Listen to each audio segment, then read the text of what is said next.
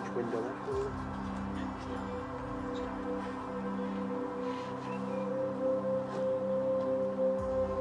Already stacked. I know we're not finished it yet.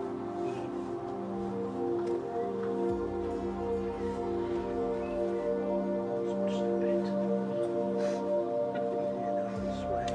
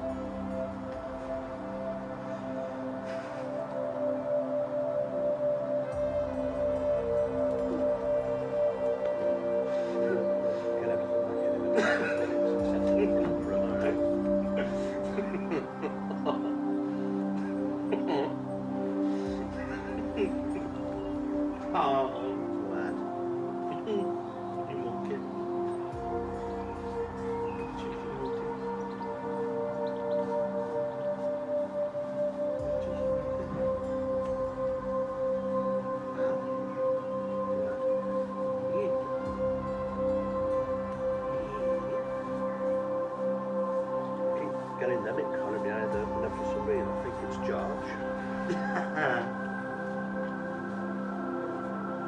So what you said, this is a good one. Huh?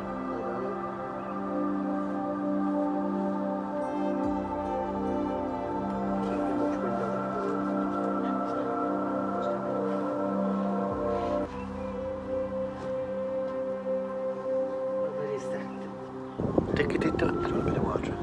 Yeet.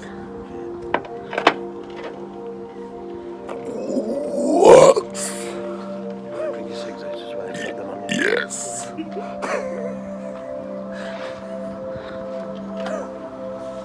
I was going to put a bit of that in it.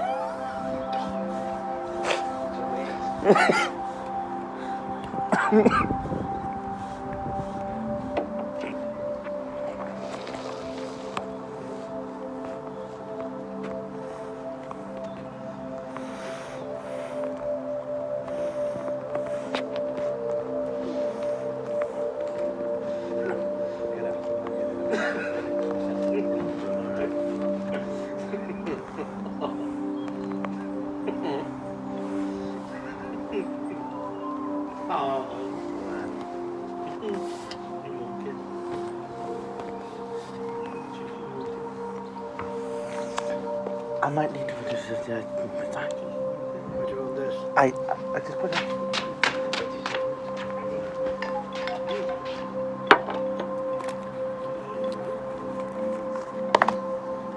Getting them in column behind them, and for some reason I think it's George. So what you said, this is a good one. Huh?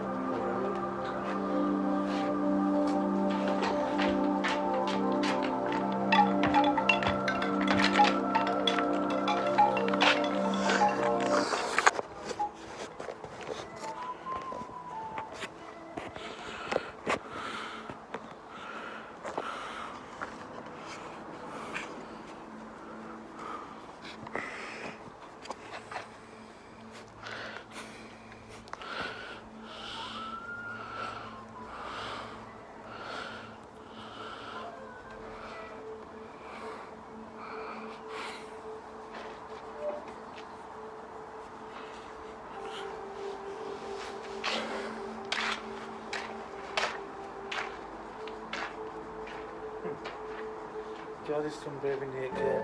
No, sorry, no.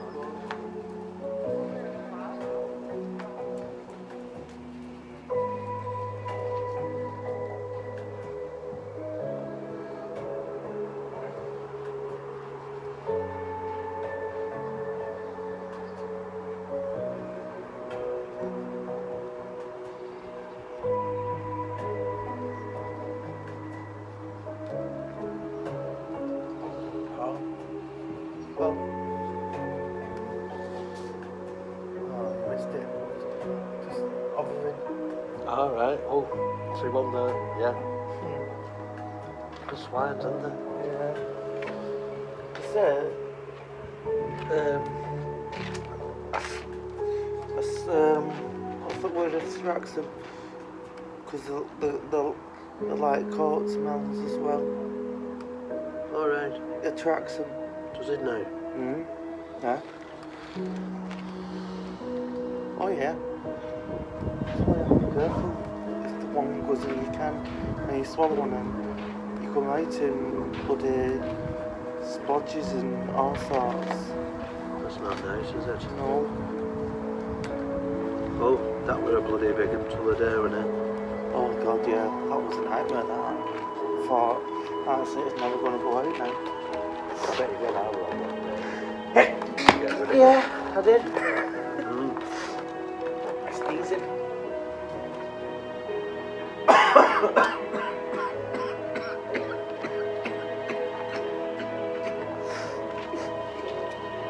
Oh my god, sneeze.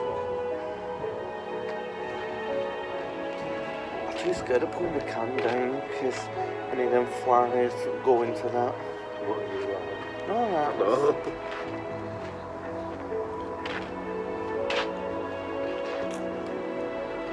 We'll have to stop getting them in for a bit, haven't we, until wasp season's gone. Well, you've not been doing with this coronavirus as much, have you? There's not been many in. We've not been getting as many, no. George! He's a cheeky little sod. And George, you a cheeky little sod you are, George. Stop begging for food.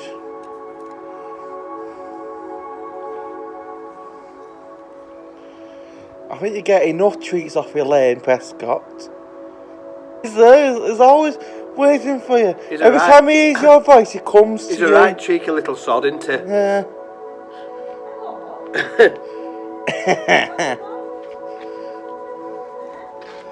You been out? Been out? You like dressed up? Yeah. Same here. Yeah.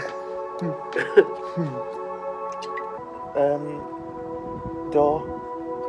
You know, that, who has that van mechanic man? Oh, yeah, yeah. I can see it fletching through here. You stand here. You stand there. You can see it.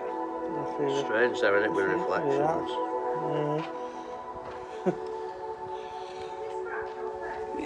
All the time, every time he hears you. And he doesn't, I don't think he stops until you come to do it. I'll be back again after for another one. I don't know how he's so little, mate, that dog. I don't know how he's so little. Because he never stops eating, does he? Donkey stoppers. I don't think I've ever seen that happening. Yeah.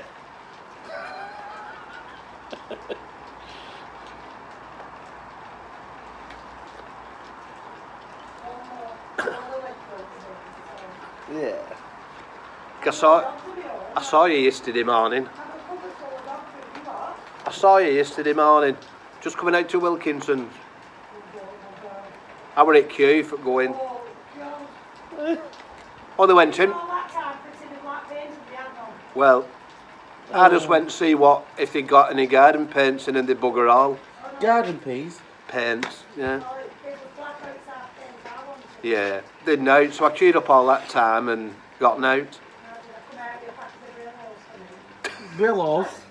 What's a Brillos A again? Brillo pad. Brillo pan? Mm.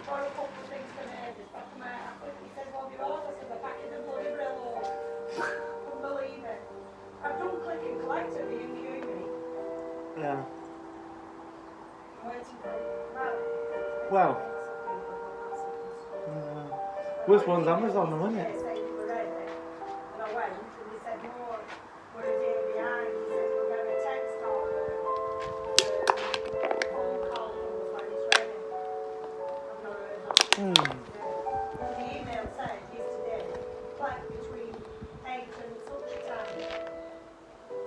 Oh. So I'll leave it today now, and if I've not heard nothing today, I'll leave it on. Yeah. Yeah.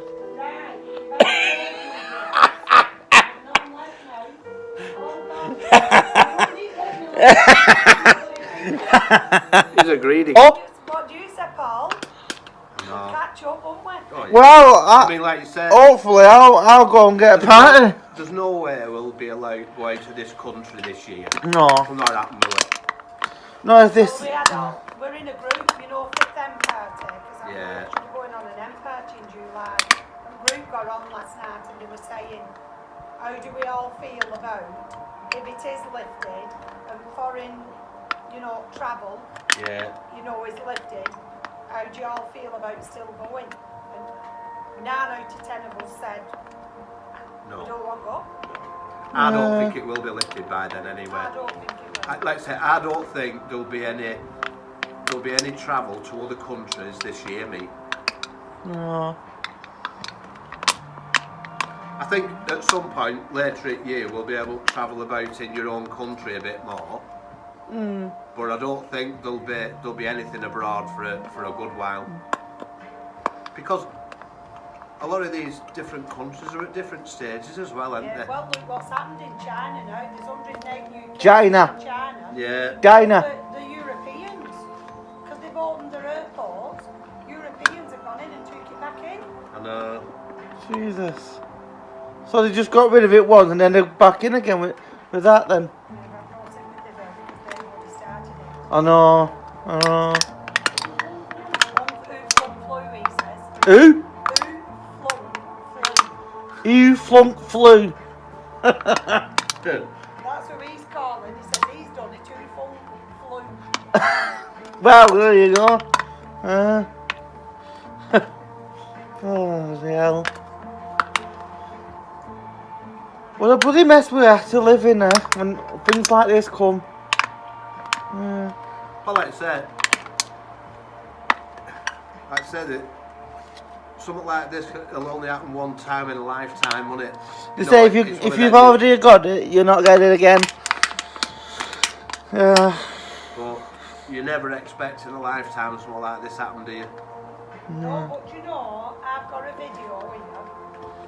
TikTok. 2005, President Bush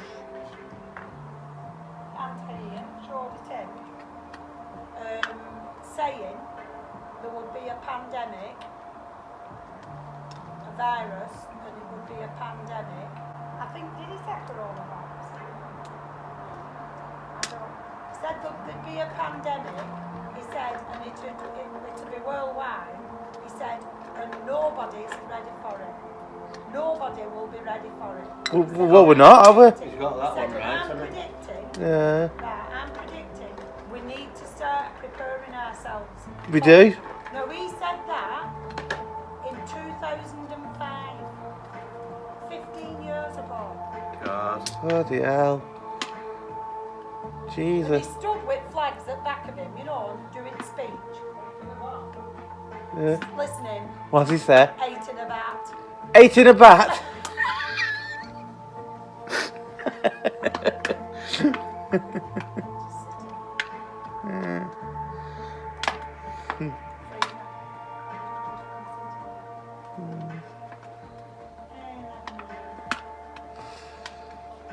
Hopefully it'll be over soon. Be over soon, hopefully. Hopefully, man. Bloody kicking the bloody ass of bloody coronavirus. Kick the bloody ass of the bloody coronavirus.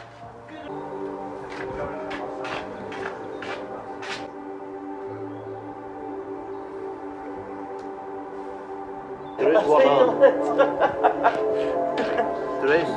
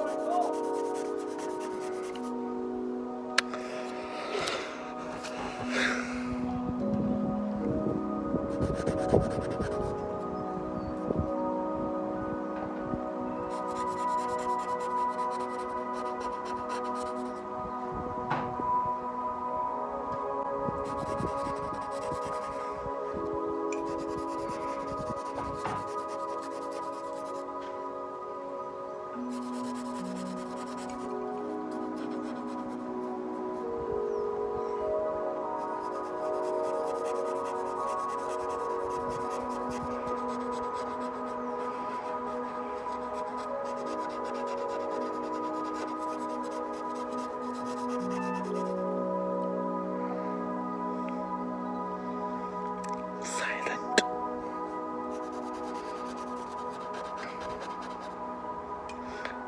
Silent.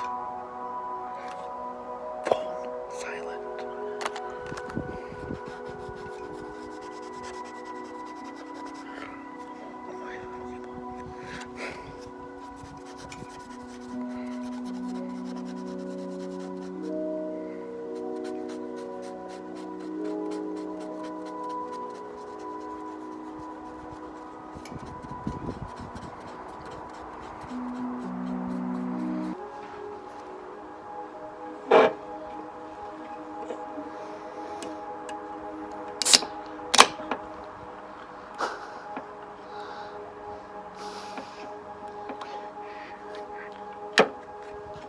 Why can you not just make cans out of bloody quiet?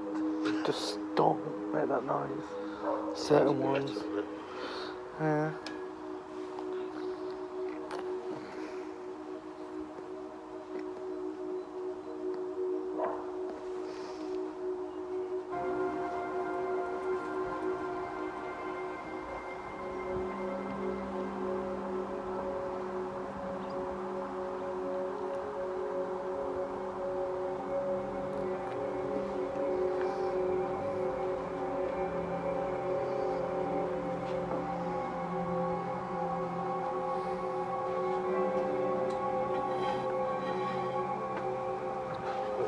Dinner range in a minute. I'm alright, yeah. You okay? Just wish there was something there. Put my feet up. Put my feet up. Just want to put your feet up. Yeah. Let's give us some balance. You can't balance anything on, can you?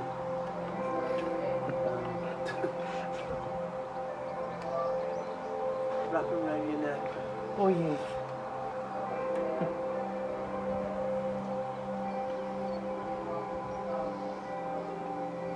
Just got them rollies started. Eventually. Better like that. Yeah, so nice.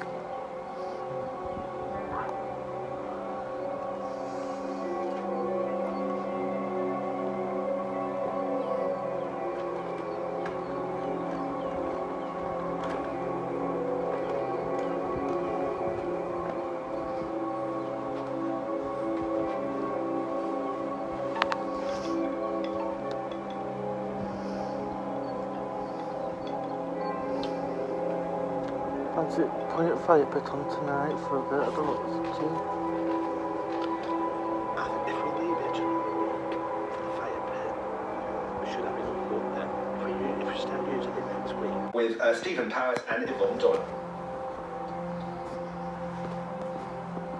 Yeah, at least it's a blessing that the weather's Good evening decent. from Downing Street, where I'm joined by Steve Powers, Medical Director of the NHS, and What, here? Doyle, My eyes? Medical Director at Public Health England.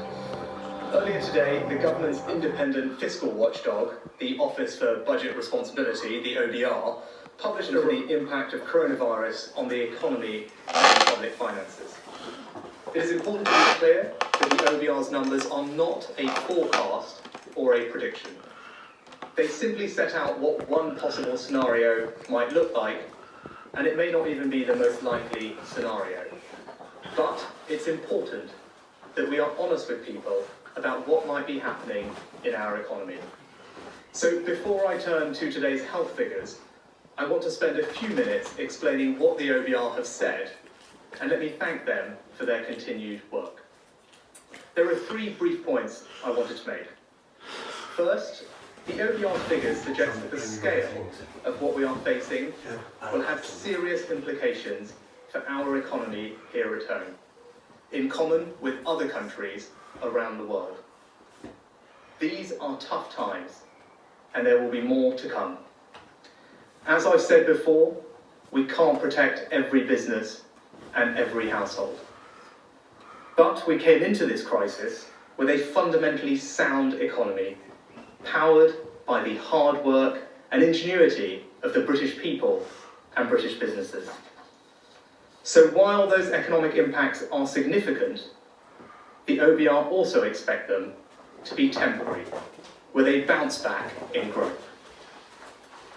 The second point I want to make is that we're not just going to stand by and let this happen. Our planned economic response is protecting millions of jobs, businesses, self-employed people, charities and households. Our response aims to directly support people and businesses while the restrictions are in place, and to make sure that as the restrictions are changed, we can, as quickly as possible, get people back to work, get businesses moving again, and recover our economy. The OBR today have been clear that the policies we have set out will do that. The OBR today have been clear that if we had not taken the actions we have, the situation would be much worse. In other words, our plan is the right plan. The third point I want to make is this. Right now, the single most important thing we can do for the health of our economy is to protect the health of our people. It's not a case of choosing between the economy and public health. Common sense tells us that doing so would be self-defeating.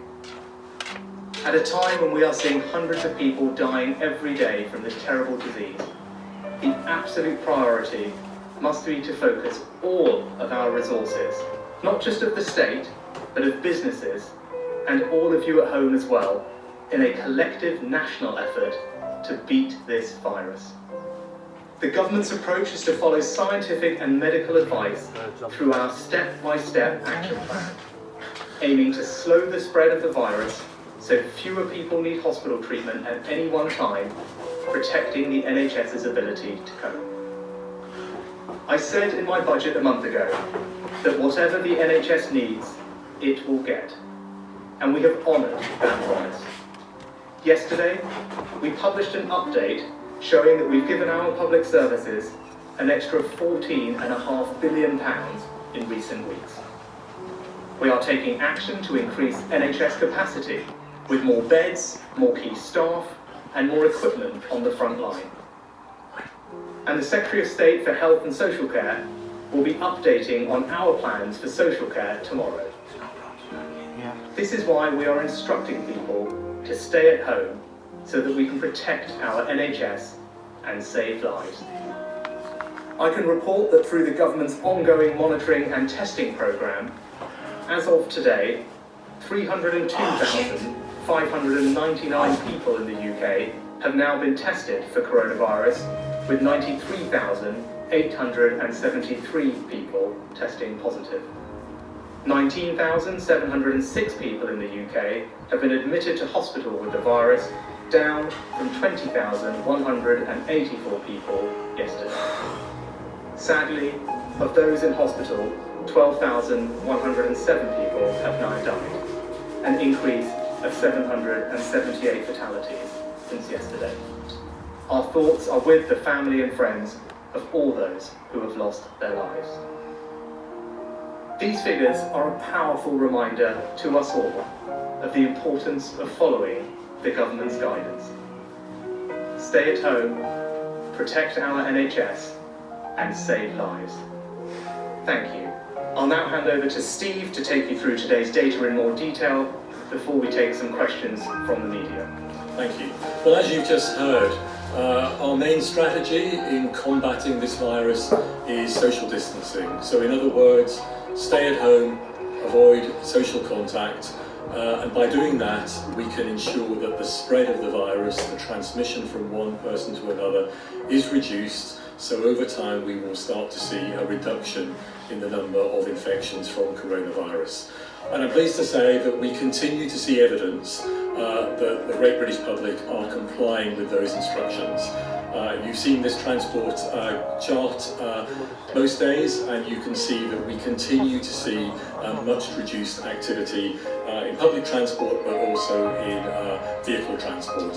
And there are other data that we look at on a regular basis that tell us that compliance levels in the public are very high, and we need to keep it that way. We absolutely need to make sure that we keep the benefits of this going forward, and we don't take a foot off the pedal, we don't become complacent. Now, of course, a reduction in infection rates in the next slide will then translate into a reduction in new UK cases, and you can see here our testing has shown a plateauing of the number of new cases we're picking up. We're not testing everybody who's symptomatic in the community, so this data will never be a true complete reflection, but I think in the next slide you can see that in turn will then translate into an effect on the number of people who require a hospital bed. As we've often said, for the vast majority of individuals this is a mild illness, like a flu-like illness or a bad cold, but for an unfortunate minority this will require hospitalisation. But you can see that there's increasing evidence now that the number of hospital admissions is stabilising and plateauing. You can see that in London, but you can also see it in other areas such as the Midlands. And this is evidence that is now accumulating that the benefit of that social distancing, of reducing transmission, is now beginning to be manifest in a stabilisation in hospital admissions. And then on the next slide you will see the number of deaths in the UK, and as you've heard, that is continuing to rise. This is the number that will reduce last, unfortunately. With sadness, it's the one that will take longest to change. But those benefits from social distancing will eventually translate into a reduction in the number of daily deaths. So the message is quite clear. We are beginning to see the benefit of the undoubted hardship that we've all been asked to go through in terms of social distancing, in terms of not meeting with friends and family. It's really important that those benefits are maintained, that we continue to follow the instructions that we've all been given, and we will then get on top of this virus. Brilliant. Thank you, Steve. If we could turn to some questions, I think first Laura Koonsberg from the BBC. Thank you, Chancellor. People are, of course, devastated by the numbers of people losing their lives, but tonight, with warnings of 2 million extra people unemployed, people are also desperately worried about their jobs. If you can level with people, do you think we will be feeling the costs of this crisis for a generation? And if I could ask the medics, can you, from as soon as you possibly can, start including the numbers of deaths in care homes and in the community in these daily statistics so people can have a true picture of what's going on? Thank you, Laura. Look, I also, when I see these numbers, deeply troubled. And as I think consistently said when I've been at this podium and elsewhere, this is going to be hard. Our economy is going to take a significant hit, and as I've said before, that's not an abstract thing. People are going to feel that in their jobs and in their household incomes. What I would say, and what the OBR report I think confirms, is that the measures we've put in place can significantly mitigate that impact. In particular, the jobs retention scheme, the furloughing scheme we've put in place, aims to do exactly that. Ensure that fewer people are unemployed but remain attached to their company through the furlough scheme. And then also, as the OBR says, the reason that's a good thing, not just in the short term, which means when we get through this, we can bounce back as quickly as possible. So to your point about a generation, no, I very much hope that the measures we've put in place will allow us to do exactly as the OBR have said, bounce back. And if you look at their scenario, that is something that they talk about in there. So, yes, it will be difficult in the short term. I'm happy to be honest about that with people. I think the measures we put in place will help. And then as we get through this, it will mean that we can recover quickly and strongly and get our lives and economy back to normal. I think Yvonne or Steve, probably Yvonne on the data. Thank you, Chancellor. Thank you, Laura. Yes, so the deaths in out of hospital, the Office for National Statistics do actually collect total deaths, and we've had a download of that today. But Laura, we are working with ONS to actually speed that up so that we do get quicker information. As you know, the daily deaths we would very much like to have. It's a bit more complicated for care homes because although over 9 out of 10 deaths sadly do occur still in hospital, in the community there's a range of places where they occur, including in care homes, but not just there, in hospices and at home indeed as well.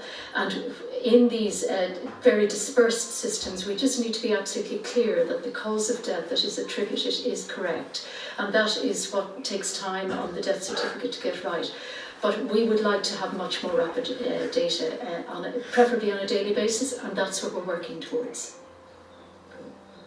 Does that cover it, Laura? Can I just come back in on your point? I mean, the numbers, you hope there will be a temporary bounce back, but the expansion of the amount of borrowing that the government is going to do and the projections for the deficit do suggest that there will be very long-term consequences for either your government or future governments' choices. Do you really think that we could just shake this off within a few months from the economy? Well, I think there's two separate things. One is what happens in the real economy in terms of business activity, economic growth, and jobs. And there, I do hope the measures we've put in place will ensure that we can have a reasonably fast bounce back. That's why we're doing what we can. Obviously, that's a function of when we exit all of these measures. But I think your second point about public finances, this year, the OBR is right to say there will be a significant increase in borrowing. That we are borrowing a significant amount in order to fund these measures. I think that's absolutely the right decision. And as the OBR have said, I think the cost of not doing that would be far worse than if we did do what we're doing. So I think that is the right thing to say. And then, as we think about our future public finances, if we get, as the OBR has put in its scenario, a relatively swift bounce back and the economy recovering, actually our public finances on a year-to-year basis should return to a more normal position. The interventions we've put in place are largely temporary and do not need to be repeated on a year-by-year basis. So hopefully that will allow us to get to a sustainable position reasonably soon after we exit.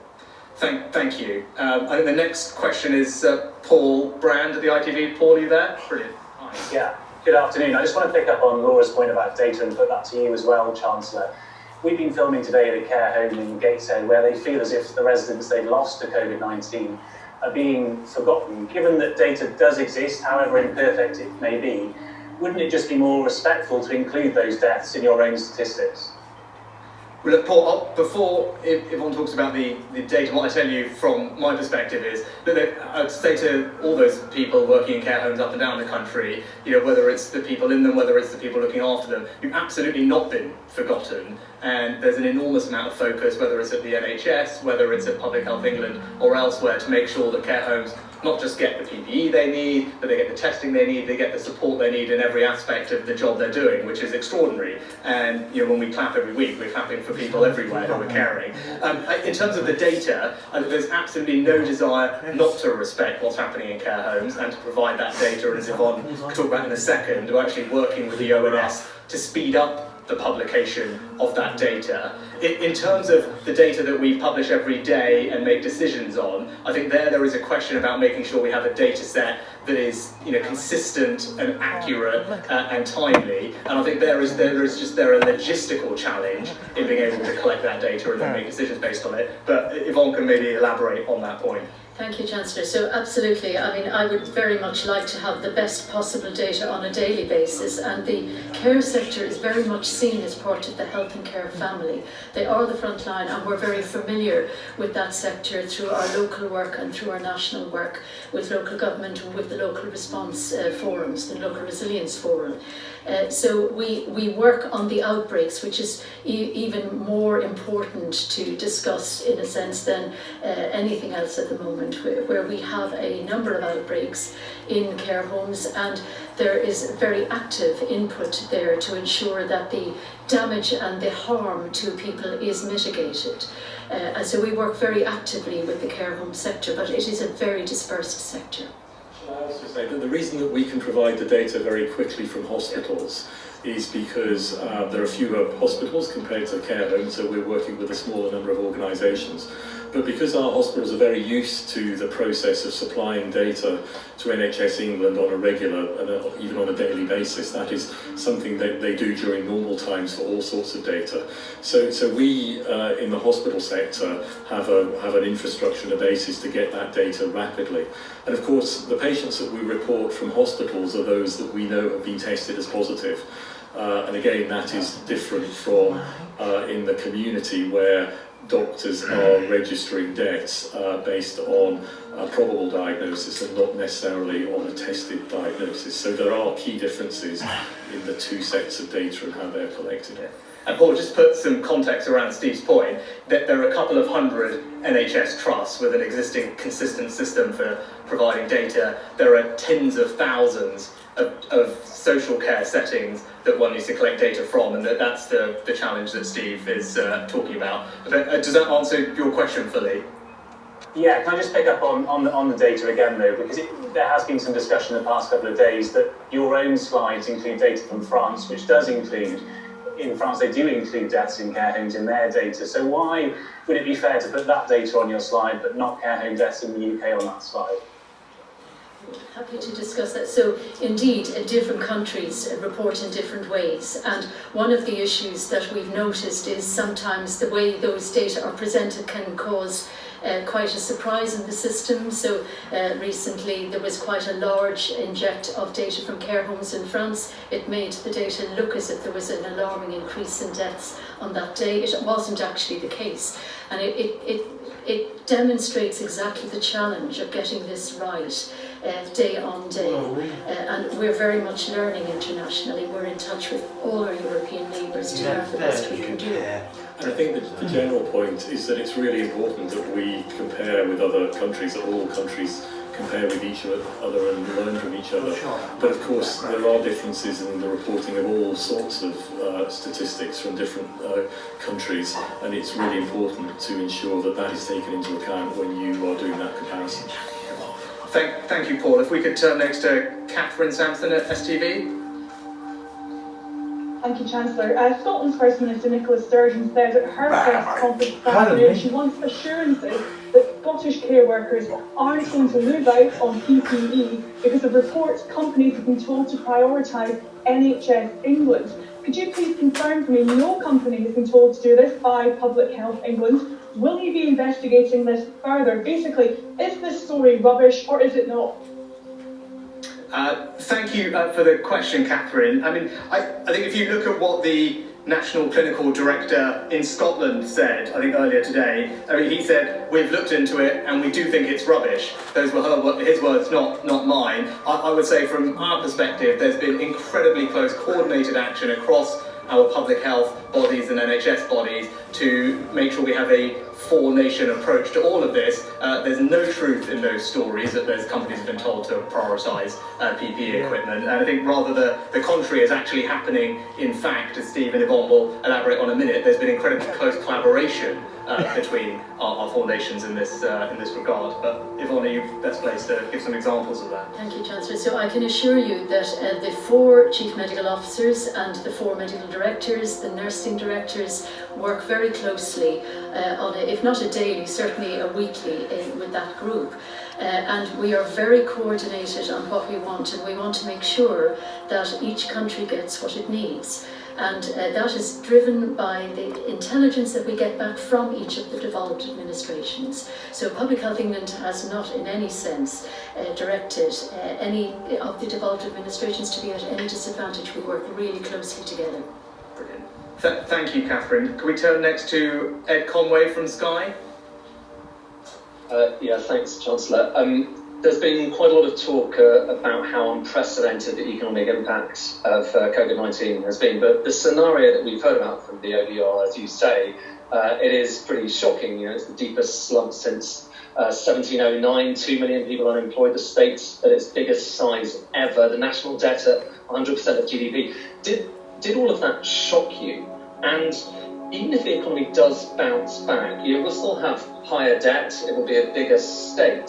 So are you really suggesting that life will simply return to normal?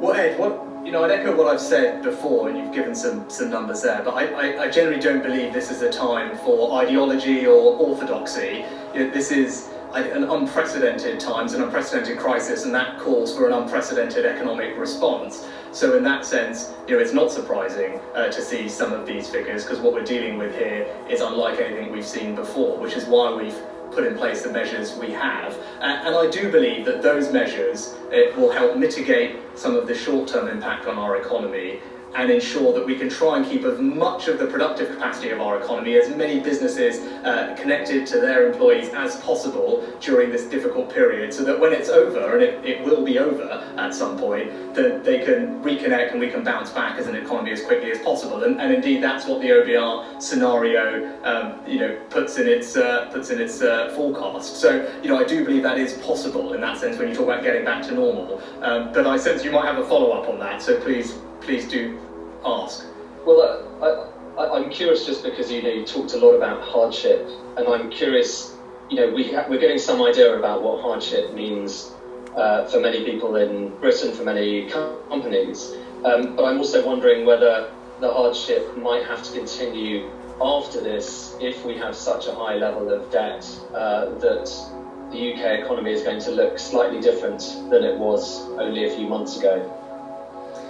But look, once we get through this, obviously we'll have to take stock of public finances and the economy and make the right decisions at that point. And I've talked before about doing whatever we need to right the ship at that point. But what I would say is that we remain very committed to the agenda that we set out before, which was about levelling up and spreading opportunity around this country.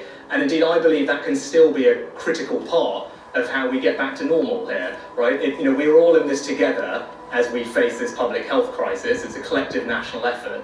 And when we think about our economic recovery, I think about it as one in which we're all in together as well, and one where every single part of this country is able to share in the benefits of growth and opportunity and improvements in productivity at that point. So our agenda about spreading opportunity to our regions, about levelling up and investing in infrastructure, that will only become, I think, more important as we exit this crisis. And it's delivering on that will actually help right the ship, restore public finances to a sensible place when we come out of this.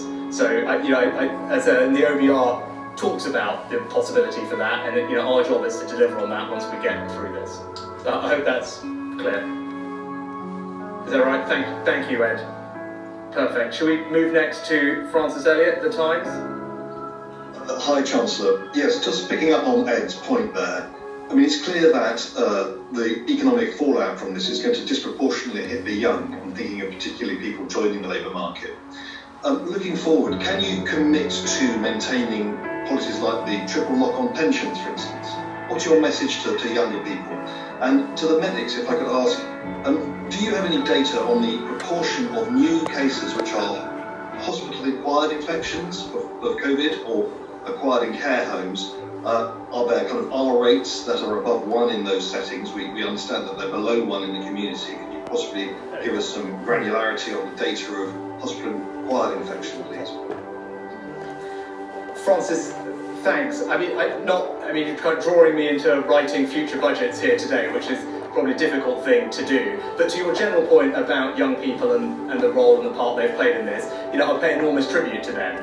And whether it's very young children who are not able to go to school, take exams, it's enormously disruptive to them, and they're trying to operate at the best that they can, and they're doing it in difficult circumstances, trying to do the best they can. And then all the way up to people in the labour market, as you talked about. My message then would be, thank you for everything you're doing. When I see all the reports of people volunteering, young people in their communities who have the time to help out an elderly neighbour with shopping or volunteering on our new NHS app and other systems, that to me is our society coming together. Everyone realising they can play a different role to help us as a country get through this, and that deserves enormous praise. From an economic perspective, whatever age you're at, our job is to provide opportunity for you when we come out of this. So to me, it doesn't matter whether you're young, middle-aged or old, whether you live in London or in the countryside in the southwest or indeed in the northeast of England. We want to make sure that there's economic opportunity for you. That might mean that you want to start your own business. And so as we come out of this, I want to look at making sure that this remains one of the best places places in the world to start and grow a business? Is this the best place to go and study and research the next generation of whether it's vaccines or indeed anything else that our country is so good at doing to create the next companies of the future, right? So I will look at all of those things and make sure that the plans we had in place before are the right ones. What can we do to turbocharge them even further? Because if you're young and entering the labour market, I want you to look forward and see opportunity and hope for your future, and I'm confident that we will be able to deliver that as we exit this crisis. Should I say something about hospital-acquired infections? Yvonne might want to comment too, and Yvonne might want to say something about care home infections. So the first thing I'd say is we take hospital-acquired infections very seriously. We do in normal times, and we absolutely do now. We have a very strong record in the UK of managing hospital-acquired infections. So one example of that would be MRSA blood infections. When I was a young doctor, they occurred relatively frequently, and due to a huge amount of work on that particular hospital-acquired infection, it now happens rarely. So we have very strong infection prevention and control systems within our hospitals, so we are in a good place going into this epidemic. Having said that, clearly this is a new virus. It's one that we are still learning about in terms of how it's transmitted, in terms of its infection rates, and of course we are seeing much more of it because it is coming into a population that is not immune than we would for other infections. So it's not unexpected that we will see some hospital-acquired infections relating to coronavirus. We are really looking at that very carefully. We want to ensure that where we do see it, we get on top of it very quickly. Our hospitals are separating out coronavirus patients from other patients. They're cohorting, they're using all the standard infection prevention and control methods that they use to manage infections. But we do need to make sure that we learn from this new virus, and if we need to adapt our infection prevention and control policies to manage it differently, then we should do that. So it's something that we are actively looking at the moment. I can't give you that our number that you asked for because I don't know what that is. But the message is that we take hospital-acquired infections very seriously, and we will continue to look at this and ensure that we adapt our policies within hospitals to take account of what we've learned about this new virus and how we should manage it. Yvonne? Yes, thank you, Steve. And equally, we are very much cognizant of what is happening in care homes, and each day we get information from our local teams, working with directors of public health and the local resilience forum about what is going on in terms of disinfection in care homes. It doesn't distinguish, it will pick the vulnerable, and of course they will not be immune either. And those situations, we call them, but actually sometimes sadly they're outbreaks as well. Local teams with our support and guidance will be in there providing advice, doing testing and arranging for the mitigation of harm to those vulnerable people. Bear in mind it's a very challenging group because many of these residents may have dementia, and it's important that it is a humane response as well. So this is a different challenge to hospitals, but of equal concern. And on that R number in hospitals, when I said I don't know what it is, let me be clear, it's because the data is not clear enough for us to get a good size of what it is at the moment. So, but that work will be ongoing as part of our look at healthcare associated infections. Francis, that answer as comprehensively as they can, hopefully. Well, to be absolutely clear, there is no number of hospital-acquired infections. So the data is being looked at the moment, and I think you specifically asked about the R number, which is infection rate, and the data is not clear enough yet to be able to give that number, or to calculate that number. Thank you, Francis. Turn next to Tom Newton-Dunn at The Sun. Chancellor, thank you very much. A question on the furlough schemes, loans and grants that you're supervising. There's been a lot of complaint from sectors like the British Chamber of Commerce and others that, although welcome, it's just simply not happening fast enough. Money's not getting out the door fast enough. Payday, a lot of companies are coming up on April 25th, after which a lot of companies simply won't survive unless they have that money in time. So can you give a guarantee today that your furlough money, the portal will be open by April the 25th and money will start to leave the Treasury to these companies by then April the 25th, And a quick question to Yvonne and Steve. Going back to the France-UK comparison on the daily mortality figures, it is simply unfair to compare them, to put those figures on the same chart, is it not? Because effectively you're comparing apples with pears, one with care home deaths, one without.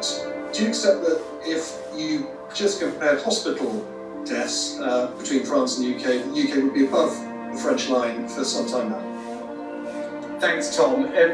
You mentioned 3 different schemes, and you're absolutely right to do that and do keep pushing, right? Because we need to make sure that the interventions we're putting in place reach the people that they're designed to help. In terms of the grants to small businesses, that money has obviously left central government and gone to local government who are administering those grant schemes. I think the last numbers I saw showed that about 1/3 of it had already been dispersed to businesses at £3 to £4 billion, but there's still obviously more to go. I spoke to the local government Secretary of State today about that, and he's intensifying his efforts and scrutiny to make sure we can get that money out the door as fast as possible. In terms of the loans, I think there's been enormous improvement from where we were at the end of the week before last, where there were about 1,000 loans that had been issued. That number is now up, I think, 4 times to the end of last week. The amount of, in terms of millions of pounds that have gone out the door is up, I think, 5 times. The changes that we made, I think, are making a difference. I'm grateful to all the bank staff who I know many at the large banks have worked over the Easter weekend to help work through the backlog of applications that they had. So I thank you to all of them for doing that, which I think will mean that we see an acceleration in those numbers in the coming days as well, but we're keeping a careful eye on that, as you would imagine, and I'm in close contact with bank CEOs. And then lastly, on the furlough scheme, what we said when I announced this scheme was, to reiterate, we've never had something like this in the UK before. As you've seen from the OBR report today, it potentially might cover millions of people, and we had to build a brand new system from scratch to handle that. And that is what is dictating the timing. The team have been working night and day since the announcement to get this up and running. What our plan is, I've always said that the scheme would be up and running by the end of April. That's our intention. I think where we are at the moment is we are on track to deliver that. The system is built. We're in the process of testing that with small groups of employers at the moment. It will open, is the plan, on the 20th of April, is the working assumption, that it will open on the 20th of April for applications, and then there is a period of several days between submitting an application and receiving cash. That's comprised of 2 chunks. One is our desire and need to do some fraud checks, as you would rightly expect, because we need to make sure that the taxpayer is protected against fraudulent claims. That takes us a little bit of time to do, and then the remainder of the time is the bank system in order to get the money back to people. But the timing portal should be open on or around the 20th, and then from there there's a period of days, several days, to get the cash, but you should be able to get the cash before the end of the month if everything goes to plan. And then Steve, did you want to pick up, or was it Yvonne? Yvonne? Well, I can start. So, yes, I completely understand the point about comparing like with like.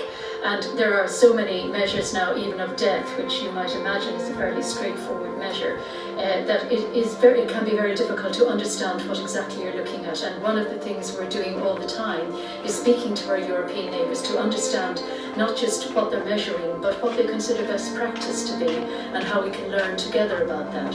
In the early stages of this epidemic, it was clear that we were, even for death, we were looking at very different denominator populations. So even there, we weren't actually able to compare like with like, because it was a much younger population that had been tested.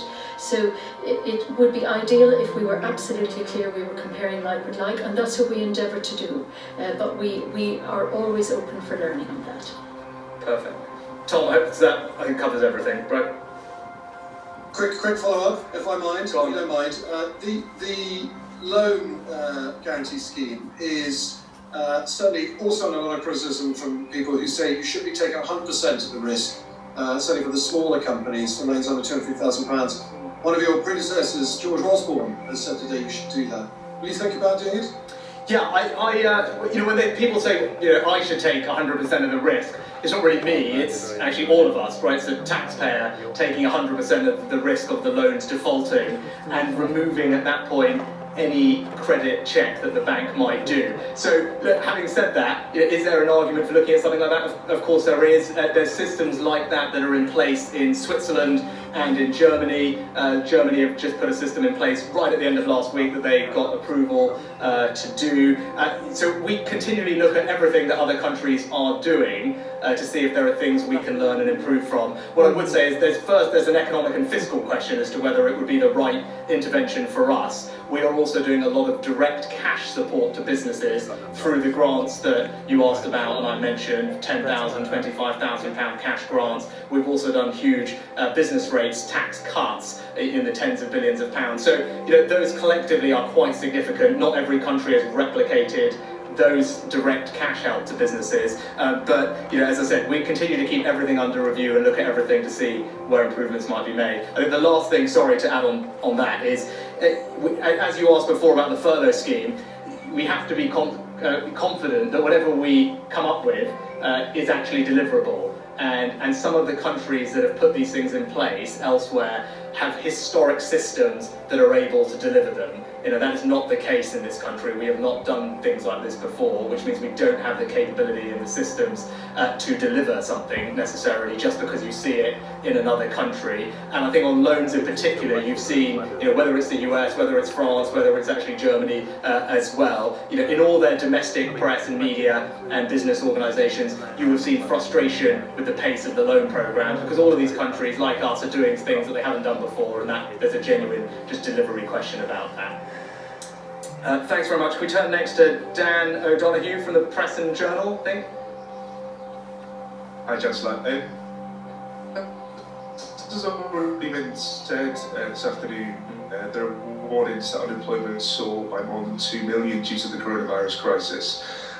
Given all the problems prior to the upnet, and if not, when you're open to proposals such as universal basic income, and then just one quick one to the medics as well. It's being said, has UK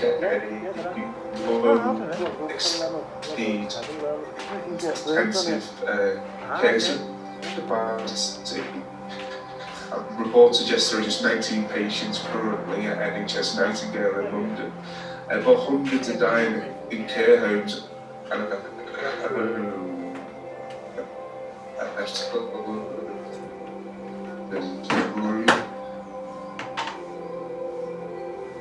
I think we will try and get Dan back, but if I can answer the first part of his question around that, which I think was Dan, are you there?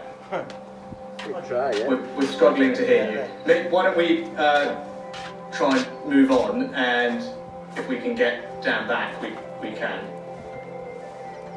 Is that fine? Brilliant. Turning next to Emilio from Politico. Hi, I've got two questions, one for the Chancellor. So we've had an idea today of how bad the economic hit from the coronavirus could be, and the Treasury's already committed, obviously eye-watering sums to supporting the country through it. You said you don't want to write a budget now, but can you just give us a rough sense of how you're thinking that we might pay for it? So will there be tax rises? Could there be tweaks to the triple lock so that pensioners help pay? Could there be maybe another decade of austerity for public services? Can you just give us an idea of where you think that money's going to come from? How will you right the ship? And then one question for the medics. You've been guided by the science in making the decisions so far, but now, of course, we've got the benefit of hindsight for at least some of this. So can maybe each one of you name the one thing that you wish we'd done differently? So maybe looking down the country earlier, getting testing going earlier, joining the EU ventilator scheme, something like that. Is there anything at all you wish we'd done differently with the benefit of hindsight, or do you think the UK response has been without fault so far? Thanks, Emilio. Look, I'm just not able to talk about future tax policy here.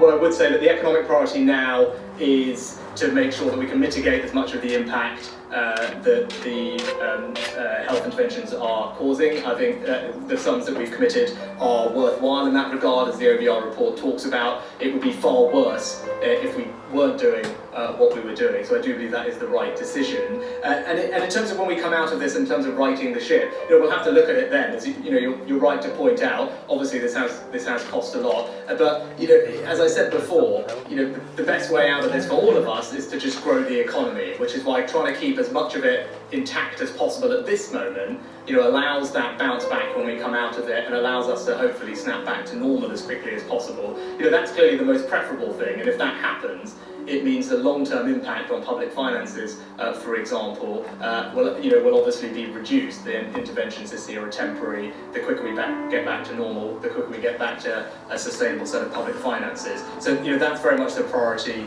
right now. And then, Yvonne, do you want to go first? Yes, so it's a very good question, and I'm sure it will be asked many times. To me, it seems as if my colleagues and I have been working since at least mid-January, 7 days a week, sometimes all night in our labs.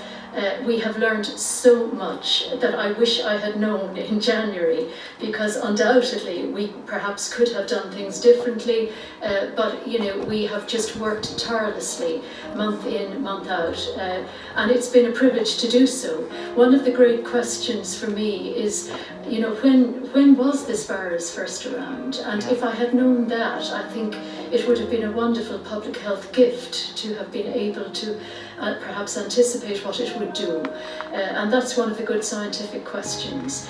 But it's not merely that we have nothing to learn, we have so much to learn.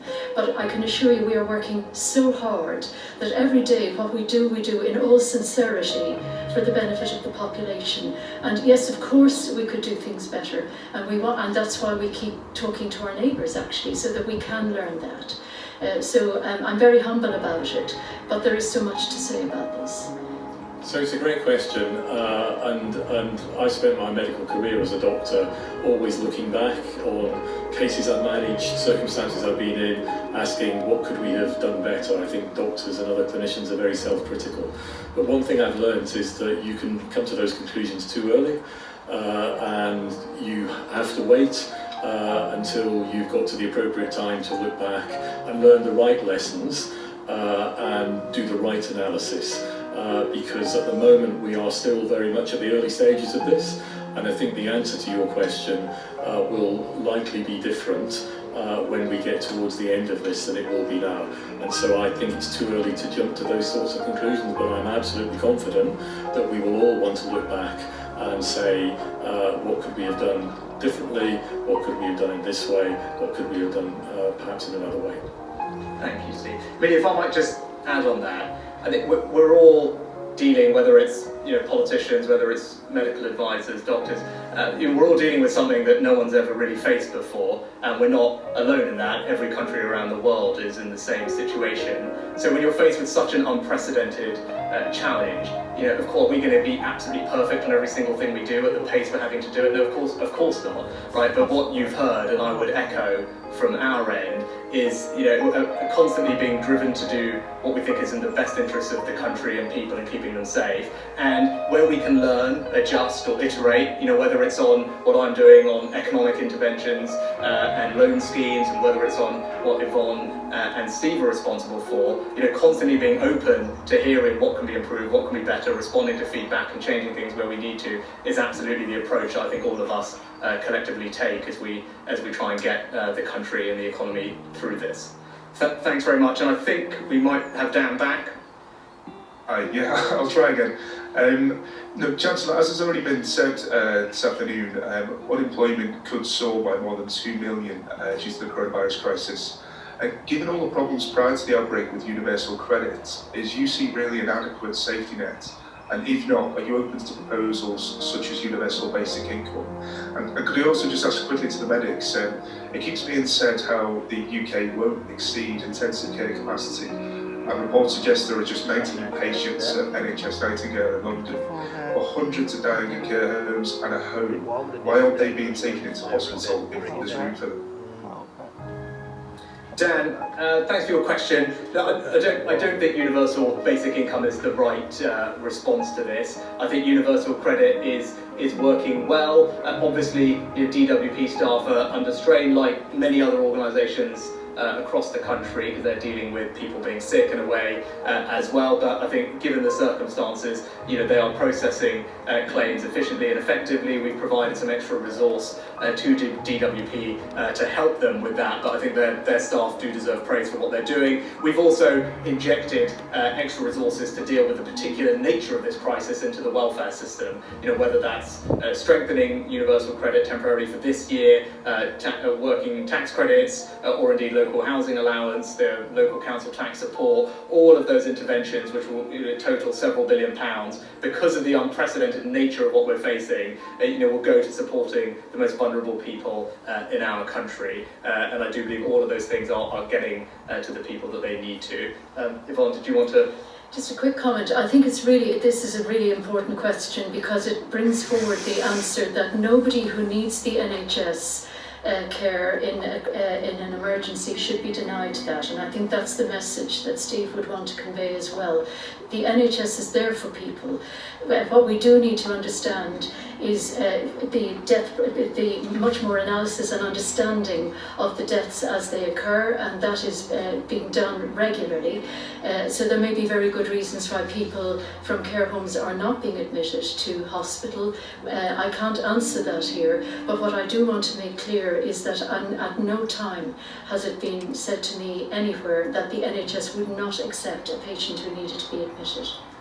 Yes, so I think that's absolutely right. In normal times, when we're not dealing with a global pandemic, doctors and other clinicians make difficult decisions with families and patients on a daily basis as to who might get admitted to hospital when there's a serious illness, perhaps somebody in a care home, who might be admitted to ITU in terms of the benefit of ITU treatment. So those decisions and discussions are made and had day in, day out in the NHS, and it should be exactly the same now. So one of the purposes of ensuring that the NHS capacity always stays ahead, not just in the ITU beds, but actually in the general beds on the ward as well, has been to allow clinicians to continue to have those discussions and make those decisions in the way that they always do make those decisions. And the Chief Nursing Officer and myself have been very clear, and in fact we have written on do not resuscitate orders, that we should be dealing with that as a clinical body exactly the same way as we always have done. The fact that we've got the additional capacity in, and we've planned so well to get that additional capacity in, should mean that clinicians should be confident that they can have those discussions as they always have done in the current epidemic. Thank you, Dan. I think we had one follow-up that I may have missed, so apologies. Emilio, hi. Hi, sorry, I thought that might be me. Just what I put on economic impact, it's a bit of a cheeky follow-up, but obviously one thing that could make the economic situation worse is a no-deal Brexit. So why is the government willing to put the country through that on top of what is currently already going to be suffering through coronavirus? Thanks, Amelia. I mean, you talk about no deal, and the reality is we've left the European Union, and we've left it with a deal that was negotiated.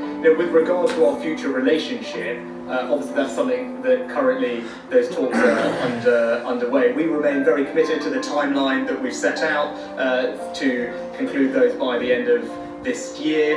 What I can say is, David Frost, our chief EU negotiator on behalf of the Prime Minister, was in touch with his deputy counterpart last week and with Michel Barnier, his direct counterpart this week, to make sure that we have a timeline in place for this phase of the negotiations, which obviously can happen over video conferences, and texts and legal agreements are being exchanged between the EU and ourselves. So I'm confident that that work can continue and hopefully reach a satisfactory conclusion, but we remain committed to the timeline that we've set out. Thank you, Amelia, and I think that brings today's press conference to a conclusion. Thank you, Yvonne, thank you, Steve, and to everyone at home, thank you for complying with the social distancing guidelines and rules over what was a very sunny bank holiday weekend. I know it's difficult for all of us in our different ways to get through this, but we are getting through it, we're getting through it together, and we can look forward to happier times. But in the meantime, please do stay at home, protect the NHS, and save lives. Thank you.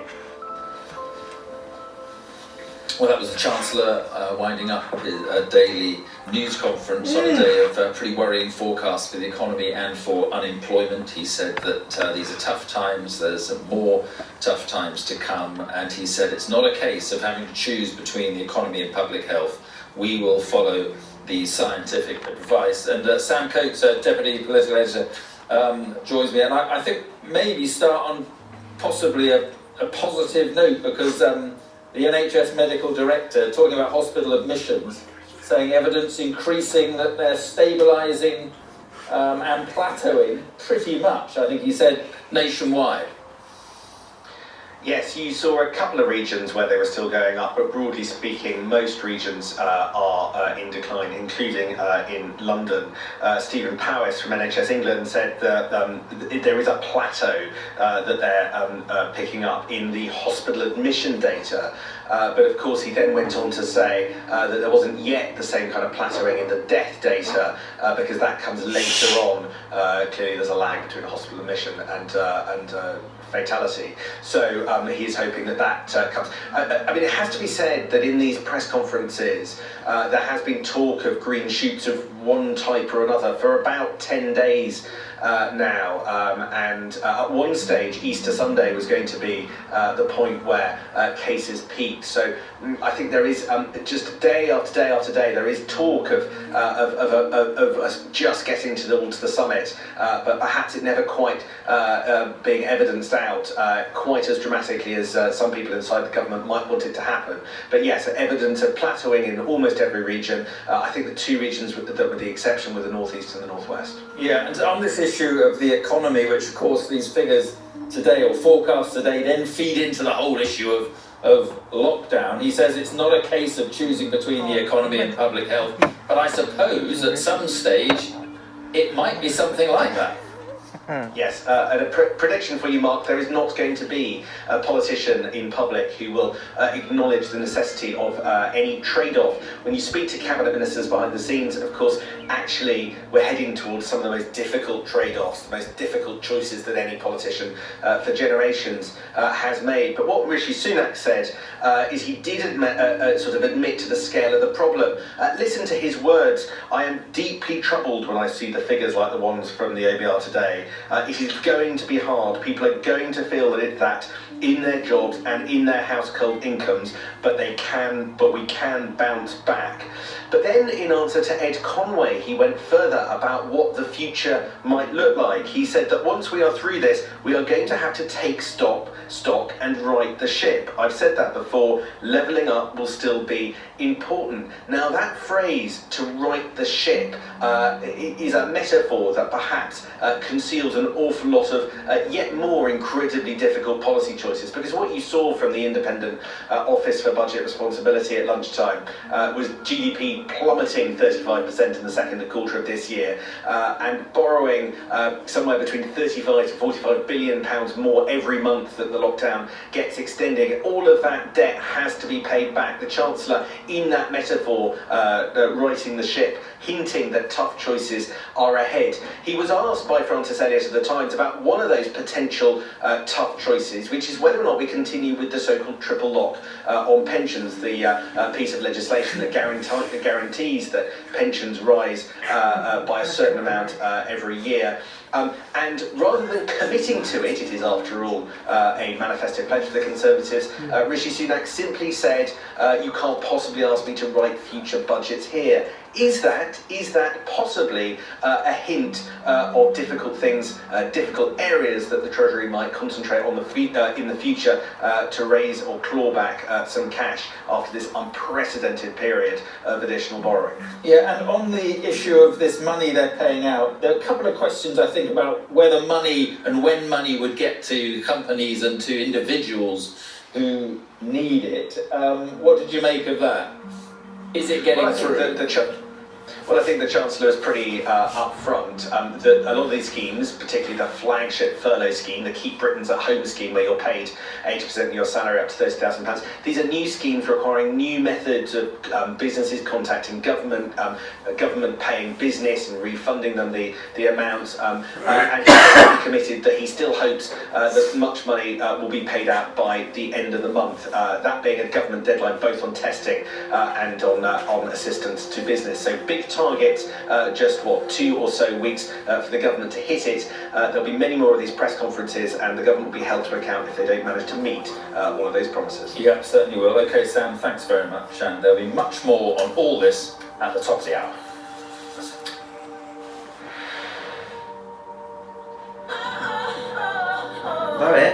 With Vodafone's half price and limited SIM only offers, you can get unlimited mobile data from just £11 per month for the first 6 months. Keeping the UK connected.